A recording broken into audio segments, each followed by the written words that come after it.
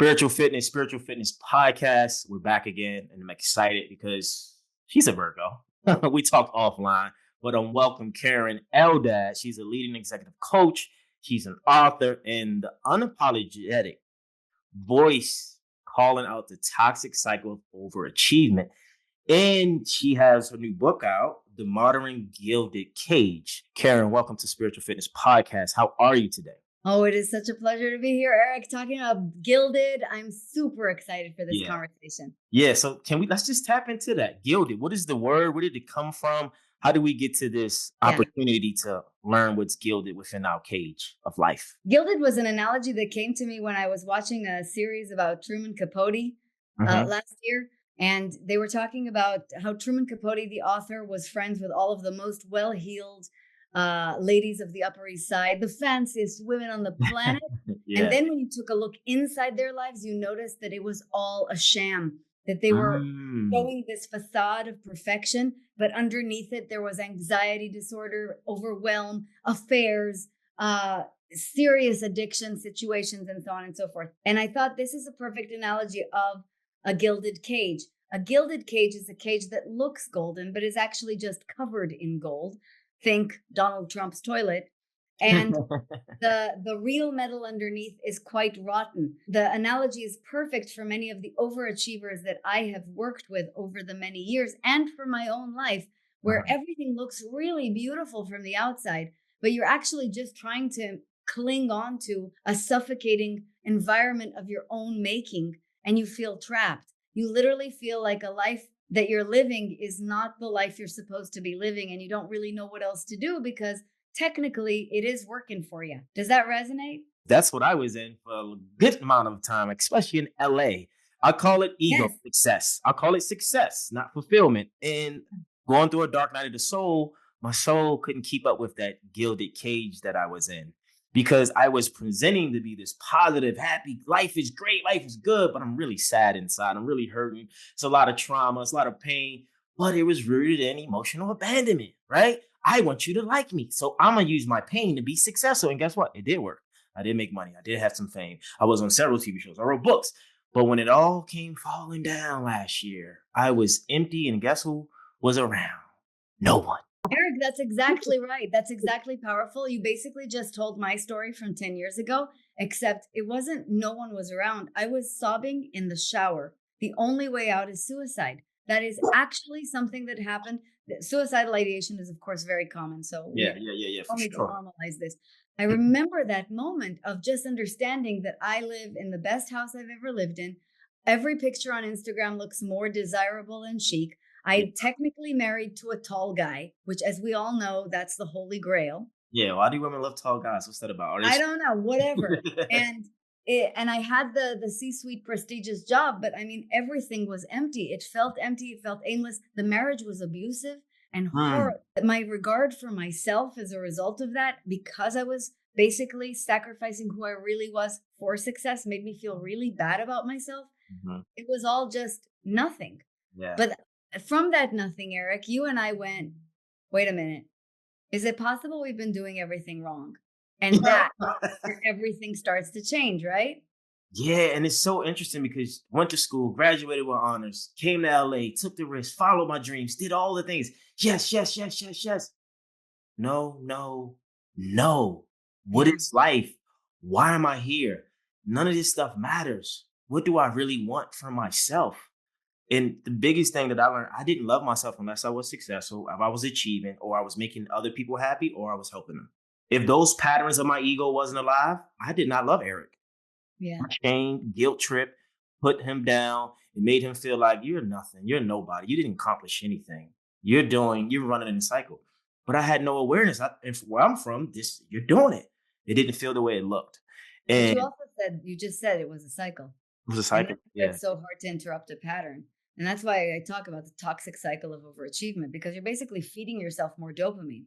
And all of us in society, we're wired to only take care of ourselves from the neck up, as if this brain is the only part that's useful or functional. Unless you start learning how to drop into the body, which is something you talk about all the time, really start to understand that spiritual fitness is holistic and about self-love. that has to permeate through the body and really grab your emotions, not your rational brain, you don't actually break the cycle. The only way to break the cycle is therefore to hit rock bottom, believe it or not.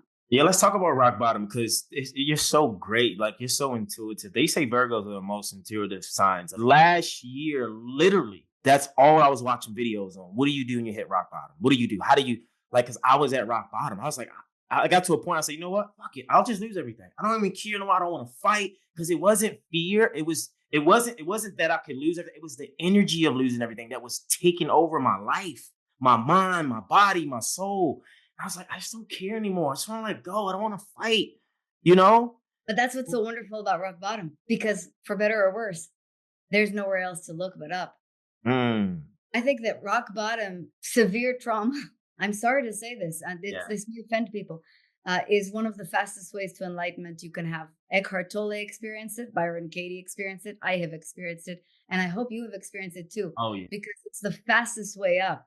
There are other ways, of course. Coaching is a magnificent way out of and away from that perpetual catastrophizing cycle, which you're right, is actually worse than really hitting rock bottom. But trauma will really crashing will head you in the direction of north much, much faster. And I got really lucky. I mean, in addition to the suicidal ideation, I lost everything in a fire that month. Then I lost all of my belongings in a robbery. So whatever was lost was gone in a robbery. I divorced my ex-husband, which was actually awesome, but still technically in the rock bottom category. And then both of my cats died, which really sent me into real grief. This sequence of events, I believe the technical term, Eric, is shitstorm. That makes you really confront what's happening. And I know that at the time, I wouldn't wish that upon anybody. It was horrifying to live through, but I think it was the greatest grace God ever gave me. Amen. And we're in a book. Like, do you talk about this in your book? Because I want to give people some tangible tools and things. Like, okay, let's scenario. You're at rock bottom. You're having a dark night of the soul. I've been able to help several women get out of divorces this year, give them information and tools. But just say it's a woman. She's at rock bottom. She's recently divorced, 15-year marriage. She has a successful business, but she's not happy in her body. She's not happy in her life. She wants love, and she doesn't know how to accept what's happening. Where in the book could we lead her down a path of enlightenment or just evolution of her soul? Because I think this is what happens when you lose everything. Your soul wants to grow. The entire book is wired and written for exactly that case scenario. There's a couple of things I want to say. The first thing I want to say is I don't just share my story. I share the case studies and the stories of many of my beloved clients, Olympic champions, supermodels, regular people. It doesn't really matter who you are. The world's going to do what the world's going to do. Your job is to understand that that's how the world is. Then I take you through what I like to call my very own 12-step program. Every chapter in its exact sequence will be useful because it's designed like a program. It's not designed like a book where it's just a mishmash of ideas that will hopefully entertain you and kind of blow your mind every now and again. For example, like one of my favorite books, You're a Badass. My book is literally designed to take you from the first initial moment all the way to the end. I'll tell you about how it begins. It begins with the chapter, Admit It, Your Life is Not as Good on the inside as it looks on the outside. And this is really important. It's the same thing as in Alcoholics Anonymous. The first step to overcoming anything is to acknowledge that you do have a problem. How many people have you met? How many women have you met, Eric, who tell you, even while their life is falling apart, but here's how I've got this. And here's what's okay about this. And I don't really need to change. Or it's my husband. It's good. Point fingers. Exactly. It's them and the circumstances. And I'll explain to you why I'm here. Yeah. And the job is to go, you're here because you have something that you need to face. And then you'll go through the entire sequence. And hopefully by the end of it, you are going to reach the chapter called Pray for a Shitstorm. This is not where I wish a shitstorm upon you. It's where you're so resilient that you can start, and you're so spiritually fit. Yeah, there we go. You are ready. Let's talk about why we should pray and what is your meaning of prayer? Because I pray a lot. I prayed before we got on this episode. I do too. Yeah. I do too. I'm a person of faith. To me, prayer and faith is certainty without any need for evidence. Say that again. Certainty beyond reason. I understand that my job in prayer is to turn it over to God, but not to demand of God. Many Mm, people are begging. They're not praying. They're begging. Do it for me. You got to do it for yeah. me. You got to come through for me. You will not fail our people. Oh, Mine is, how may I serve? yeah. What can Use I me. offer? Yeah. Let me turn this over to you. You know what to do. You will show me what to do. Does that help? They've helped so much and really listen Yeah. with no resistance. Because I think we listen, but we have resistance to listening because it's something we might not want to do. Yeah, leave the relationship. Yeah, I know you have everything materially. I know kids will go to great schools and you make all this money. Leave the relationship. Leave the Yeah. marriage. Leave the job. Exactly. And you're only going to be able to hear that when your ego stops begging to stay where it is. Yeah. And that's really what's happening for most of us in prayer. It's like a petulant child. I don't want to go to sleep now. Yeah. And your job is to go, you're tired. It's tired. You're tired. It's okay. It's going to Yeah. be okay. And why do you think, as individuals, we have such a, because even I experience this, a challenge with not only pain, fear, grief, but things that's negative, but in return are really positive. Now this conversation is getting bigger. The Yeah. real reason is most likely that you've bought into very flawed premises about Mhm. what will make you happy and what will make you successful. The first thing is you don't really understand anything about happiness. Right. And for most people, this is an abstract term. They don't know what they're aiming for. They usually think that happiness is being on a yacht with George Clooney and receiving jewelry. That is nothing even near happiness, even though Mhm. I'm sure that would be lots of fun. And Yeah. the second thing is their premises about success are complete garbage. They're the same nonsense that you and I bought into. Yeah. Here it is. You work really hard, you get straight A's, you do everything the right way, you do Mhm. everything at the right time, you're successful. No, You're not. success is not linear and success is not dependent upon achievement. Both are completely flawed. So now we have basically two targets, happiness and success, and we're completely missing them because all of our premises around them are wrong. Mm, They're completely wrong. So, of course, you're going to hit a wall. Of course, your nervous system is going to get shot. If you said to me, Keren, Big Macs and ice cream are your way to ultimate health, and all I ate was Big Macs and ice cream, when I got morbidly obese and became a diabetic and said, what the fuck? You'd yeah. be like, oh, I'm sorry. It turns out those things are not very good for you. And this is exactly what's happened to most overachievers. Most of us think happiness is a shiny prize, usually money or prestige. And number two, we think that the path to it is to just work ourselves to the bone, to sacrifice our entire essence and to obey so that we can get there. What if I told you, and that's what Gilded is about, so that you can unlock that cage and fly out, that happiness is actually very different. It's an inner experience that you can create right now. Uh-huh. And number two, that pursuing that experience rather than any of the externals is what will actually ultimately make you quite rich. What if that was true? Mm. That is where everything starts to turn on its head. Let's get into anxiety, right? I didn't even know I had anxiety for one, because I'm always busy. I'm always got something going on. And I realized I'm afraid to be still. I'm afraid to pause Yeah. and do nothing. Like when there's nothing to do, I feel off that I have to find something to do. Right. And so over the course of the last 18 months, I really been realizing, thinking about my life, the biggest things have come into my life when I'm not doing anything, when I'm pausing, when I'm relaxing, when I'm not thinking about anything.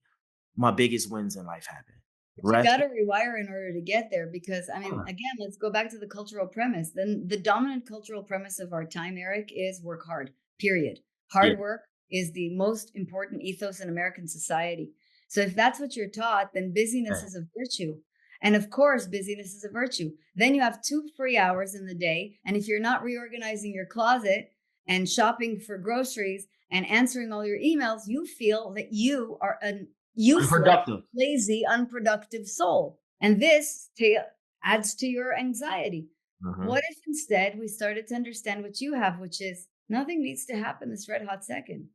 The universe does not depend on your cleaning your closet right now. Relax. I had a therapist tell me, he said, would you talk to your nephew like that? Yeah. So why are you talking to yourself like that? And I have to really go in and like protect the inner me and say, listen, man, it's all right. Go to sleep. You're tired. There's no emails. There's no more books you can read. There's no more meditation. There's no more prayer. You're not even allowing the things to manifest. You're too in the way. Exactly. And that's actually the most interesting part for those who are listening in, who are a little more woo and interested Yeah. in manifestation and the law of attraction, which I'm obsessed with. Yeah. Um, that's when you really start to understand why things don't work out for overachievers, why it ends in divorce instead of in happy marriage, why it ends in bankruptcy or mediocre results instead of extraordinary abundance, and so on and so forth. It's because you're crossing your own signal. You're asking the universe for ease, but all you're serving it is stress. So all the universe can hear is stress, hustle, work hard. Great. They clearly don't want abundance, Yeah. right? They're going to just keep zapping you again and again and again. The concierge is in the sky. So Yeah. one of the things that I hope to teach in the book is first completely overwrite your scripts on what makes you successful, because it's not working for you. It's clearly making you miserable and it's not hitting the results you want. And then to help you reframe and rewire so that you can start allowing all of the things you've ever wanted to actually come to you. Extension of receiving. I had a really strong block in receiving. Oh, I'm great at giving, Can't. showing Think up. about what an overachiever is doing. An overachiever is basically telling themselves in their like little nervous system Yeah. situation, you are not worthy. You have to beg. You have to take. You cannot receive. You do not Yeah. deserve. Everything is. I mean, if you're operating from that nervous state, which is like parasympathetic to the Yeah. max, you can't receive anything. You can't even receive a compliment. Yeah, and I was telling a client this yesterday. I said, you don't have a problem receiving. You do well in business. But you have a problem receiving love and affection from yourself and those who want to give it because your nervous system doesn't feel safe receiving, only feels safe to give and control and do. That makes you feel like you're doing something. But then when it's all smoke clear, your left side of your body is off. You're injured. You feel weak, lack of rest. And I think you're tapped into this new truth consciousness, Yeah. spirituality, spiritual fitness, spiritual currency that we need to embody and integrate, not only with the book, the Gilded Cage of getting over burnout and overachieving, but understanding what do I want? What does my soul want in this lifetime? Of doing everything that I thought I was supposed to do instead of doing what I actually wanted to do. But that's exactly the cost. That's the Yeah. cost. That's what we're paying. The cost is enormous. Many people will say, even after listening to this magnificent conversation, yeah, but I mean, it's still safe here and it's still pretty good here. No, it Yeah. isn't. Anything No. less than living a life that feels really good to you is not worthy of you. Yeah, it's not worthy. And let's play devil advocate right now. So, because I have this thing, say for instance, we don't have those experiences. Mhm. Then what is our mindset and where's our psychology stands in life if we don't have the success, if we don't do the things we always want, we don't follow and chase and capture our dreams, what is the right mindset or mind frame or paradigm that we can live from to be more of a whole, complete being and not so off and so more into the toxic part of our being or just wounded in our expression? How do we live life from such a wholesome space and place where we can just have a fulfilling, abundant lifestyle and just overall? How do we get there? The answer is pretty simplistic, but it's the correct answer, and that is you have to find a sense of purpose or a sense of meaning. Success is it varies enormously. It really Yeah. varies hugely from person to person, what that looks like, what that feels like, what that entails. But to understand what you came here for, what gifts you have to share, and allowing yourself to be always evolving and of highest good to your world Yeah. is the most important thing for us to discover. One of the reasons for the midlife crisis is Yeah. it's a crisis of identity. The identity Mm. of middle age is built around what do I do? But you really want to evolve into what do I have to give, which is completely different. Yeah. That's purpose. That is really, really worthwhile work to sit and do the work, do the reading, work with coaches, really make time to think about this will help you to redefine your entire experience of life, not just redefine success. To wake up eager for the day is to wake up with a purpose. Mm. I'm Well, sorry to say this, God alone cannot fulfill that. Children alone cannot fulfill that. Mhm. Purpose is about your unique gifts and your ability to channel them through yourself to the world. Yeah. And how does one get to their purpose? I think that's what everyone's challenge is. What's my purpose? What's my purpose? What's my purpose? How do I know my purpose? What I do I? mean, I still want you to read the book because it'll give you a really, really great, Yeah. very and concise process within chapter 5. But to narrow it down to 2 questions, Eric, I really think these are questions people don't ask themselves often, don't answer very honestly often. But if you're willing to ask them today and answer them as honestly as possible, you will get very close to your purpose. Are you ready? Let's get it. Number 1, what would I do if I had no money problem? What am I obsessed with? What would I do if money wasn't the issue? No answer is stupid to this question. I will, in a second, tell you what I came up with when I was being real honest. Mhm. Because a lot of people say, I'm a project manager. No, you wouldn't. Shut up. Nobody wants to be a project manager for no money. Yeah. Number 2, who am I doing this for? Oh, What is this in service of? And if you can find something that you're absolutely obsessed with, you would do it no matter what. You're clearly obsessed with it because there's usually evidence around you that you're obsessed with it. And number 2, you're being something through this interaction for other people. It is in service of something bigger than you. You're in the zone, man. Ashe. Clear that. That's because when I had to go do that deep dive and I knew those answers, the second answer was, oh, I wasn't doing this for me. That's I was right. doing this for my family, the people where I come from to love and like me for what I was doing and not for what I am or what I'm being. And it's funny story. I had an opportunity to get my grandmother move her into like a new house, and I try to do like all the resources to do it, and couldn't get it right. But I started the process. God willing, it was so grateful. My younger sister was in a position to take over and rebuild the house. But what realized, God's like, no, because you're not doing this from an authentic place. You're doing this to be the savior of the family so everyone can love and like you. Exactly. You have a martyr situation going. Right. That's how you I ended was, up doing stuff that's not really you. Yeah. and I was like, Yeah. okay, God, you're right. Sis, you got it. Yeah. For yours. I used to think that my obsession was leadership. Yeah.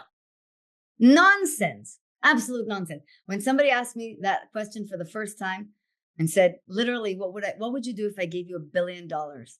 I said, well, there's only one thing I really love to do, Yeah. and it's talk. I am a chatty little bunny. I love speaking to people. I'm funny. I love to entertain. And I never for a second thought about this because, are you sitting down? Are you ready? It's not just Yeah. because of parents and what they expected of me. It's because it didn't make money. In my head, I could not make a connection between gift and livelihood.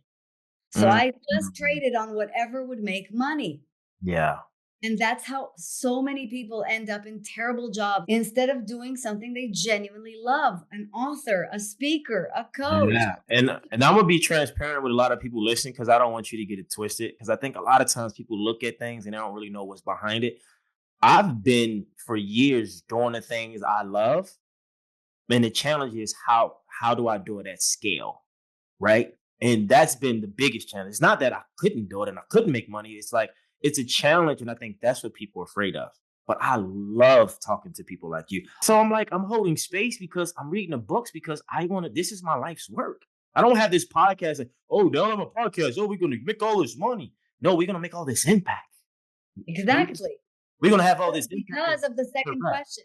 The second question is absolutely integral. It's not just what am I obsessed with and what Yeah. would I do anyway. It's who am I doing this for? This has nothing to do with me. This has to do with we. Higher purpose. Because when you Yeah. get all the selfish things that you think your ego wants, you feel empty because then what Yeah. happens is you're lonely. The Real pain. relentless pursuit of more is one of the things I call out in the book because I think it's one of the biggest diseases of our time. When is it going to be enough? What do you want? A gold door and then a Right. platinum door and then a pearl door and then a diamond door? I mean, seriously, at what point do you go, I'm good. We have a door. The funniest thing about it all, when I lost most everything as far as relationships, so I'll put it that way, and some other things, the only people that were really there were my childhood friends. Isn't that Mm, crazy? The people that knew me when I didn't have anything.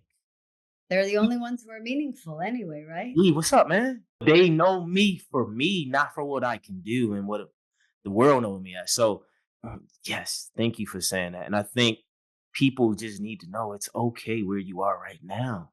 Mhm. But we got to get out of this egotistical, I have to do this because of that. No, that's a choice. It's a Yeah. choice. You don't have to do that. You're choosing to I do like to say you're under no obligation to be who you were 5 minutes ago. it. It's silly to be so committed to an identity that's not working for Let's be real. How do we really get comfortable with that gilded cage? How do we really get in there you. and Don't. be comfortable with it to like accept it and not fight the darkness or the shadow or the Yeah, stuff? yeah, yeah. How The do we get first in thing there? is to admit that we are in a gilded cage. We never get comfortable. That's the enemy. The enemy is Okay. to be comfortable, is to recognize you've been too comfortable to move. You're miserable. You need to face that you're miserable. And you Yeah. have to admit the fact I am miserable. I still think that for overachievers it's extremely hard to say that because the next sentence that will come out of your mouth is going to shock and appall you. And that is, can you help me?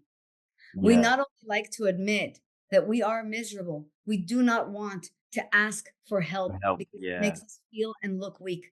But I remember the moment where I went, this life is garbage. This is Yeah. nonsense. This is beneath me. And then I met my first coach after reading my first ever self help book Mhm. and finally being open to it and saying, whatever I'm doing isn't working. Can you help me? I think those were the most important words that ever came out of my mouth because even before doing the work itself, just your openness to admit that what has happened has not worked. What you've been doing is not working.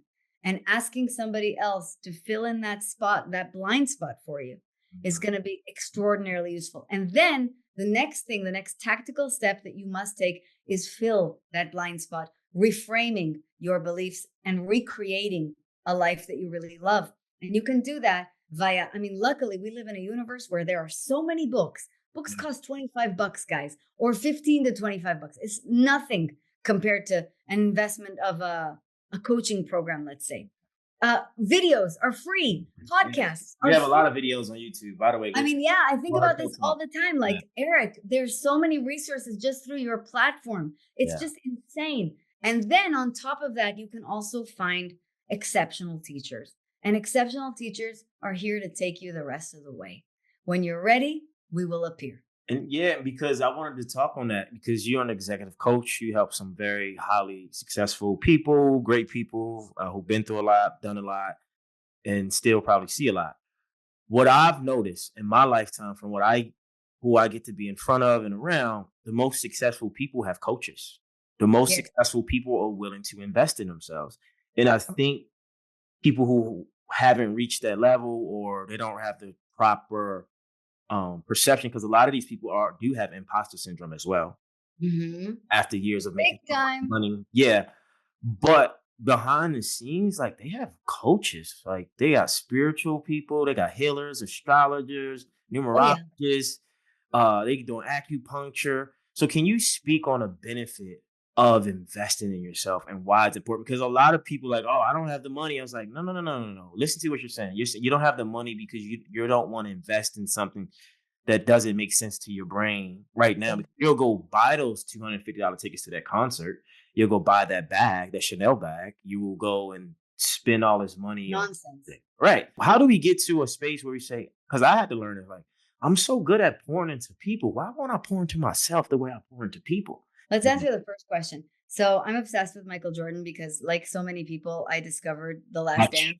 That guy taught me everything I need to know about everything. Yeah. And the thing is, Michael Jordan was the best in the game, period, before he met Phil Jackson. By But far. after he met Phil Jackson, he became exceptional and his whole team became exceptional. He became a team player who could then take his wins to real glory, lasting MVP level. That's when he starts winning those 6 consecutive championships. Coach Phil Jackson, the right coach, the right superstar. I think coaching changes your life in 3 ways. Number 1, obstacles. Number 2, optimization. And number 3, time. What do I mean by that? The first is you can't see your own obstacles. You cannot see your own blind spots. Most people can't. I'm sorry, but you and I are trapped in the same head. You and I really need coaches too, for Absolutely. sure. And a coach from the outside can see very, very quickly, here's your problem, adjust here, rather than you spinning around your tail for another 7 years. Number 2, optimization. Coaches understand your game and they can understand how you're going to play it a lot better. The best thing Phil Jackson did, I think, was understand that Scottie Pippen was in the wrong position. This is the triangle. You do this, keep playing this way. It was going, Scottie is not designed for this position. He would be massively amazing in this position. Moved it around, magic happens. And the rest, as we know, is NBA history. Nice. And the third thing is time. I think the best thing about coaching is not just that the investment returns on itself, but it returns fast. Coaching is a fast forward. If I did the work by myself, I did the work by myself because I didn't have any money in the beginning. So it took me like 4 years to get to a point where I was chugging along. Then I hired my first coach and I'm like, in 6 months. And that's exactly what I like to say to everybody. It's, what's your time worth to you? It took Brene Brown 8 years. And now she can save you those 8 years. That's the whole point of mastery. And that's the whole point of working with a coach. The second question is, well, what do you do to stay in your zone? I'm a suicide counselor and a coach. I need the support too. Yeah. This is not an easy job. What I'd love everybody to know about what Eric and I do is the podcasts look super duper fun, but the actual work is really hard work. It's not just about holding space. It's about giving enormous pieces of yourself and also about being witness to very, very difficult things. Just because people are successful does not mean that they have not encountered suicide or affairs or grief. And to even just be part of that is really hard. For that, we need the support too. And I always say, because I'm a master coach, I coach other coaches. If you don't have support, you're going to have a real tough time in this industry. And I especially mean that for psychiatrists, especially those who work with grief. My sister is a psychiatrist. She only works with kids with terminal illness. Mm-hmm. Now, Eric, can you imagine what that job is like? If she didn't have a therapist, she wouldn't be able to do her job, period, the end. Yeah. And what has been the deepest fulfillment in your life up to this point? The biggest turning point in my life was that moment in the shower. Mm-hmm. Where I was suicidal. And without a doubt, by the way. Yeah. Without a doubt, because it was a moment, when I snapped out of it, it was a moment of extraordinary clarity. My life would not change. I wouldn't put my life back on track, if you will, for probably 5 more years after that.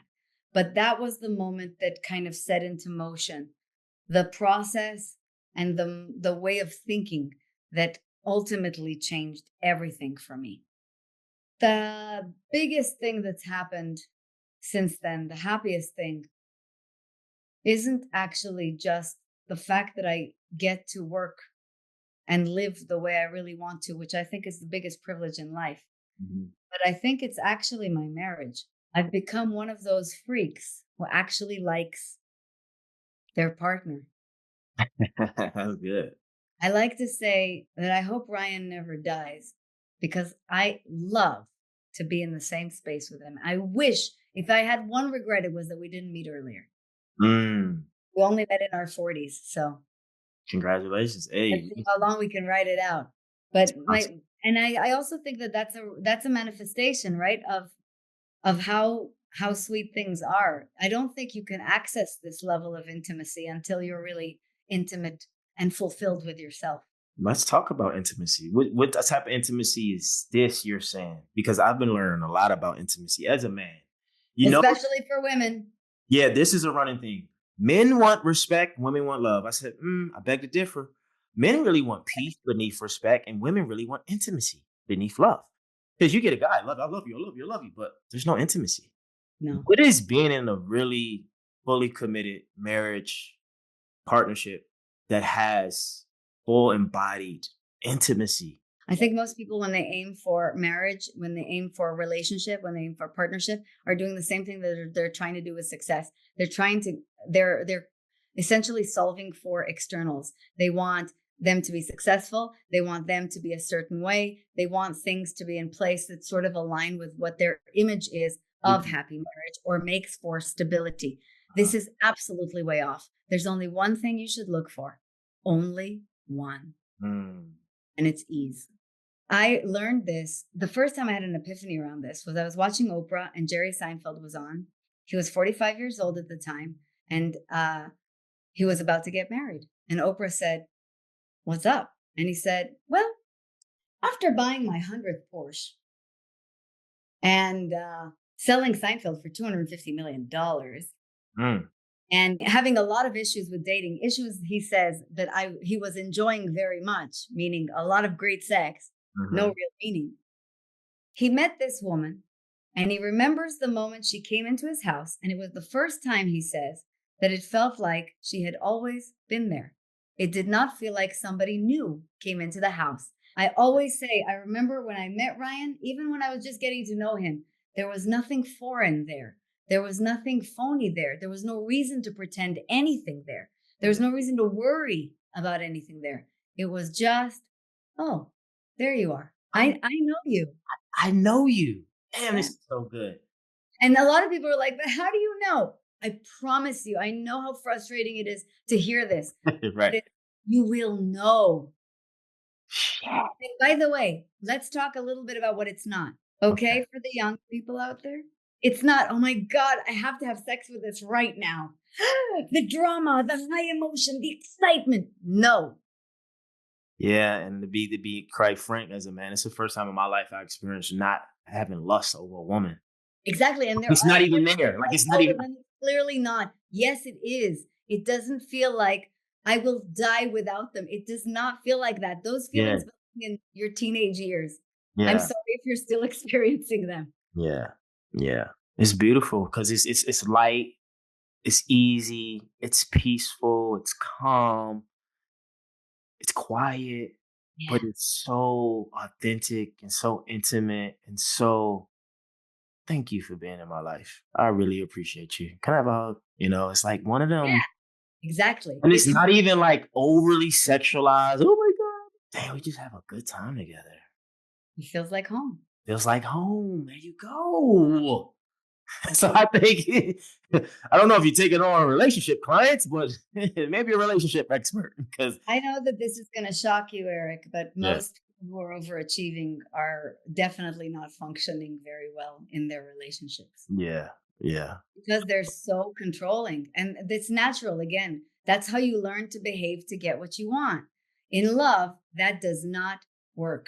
The harder you cling, the more they're going to run through the wall like in a cartoon, leaving a human-shaped hole in the wall. Yeah. Damn, that was beautifully put. Man, people listening, if you ever have a challenge when it comes to love or dating or even in that Gilded Cage, first of all, get her book.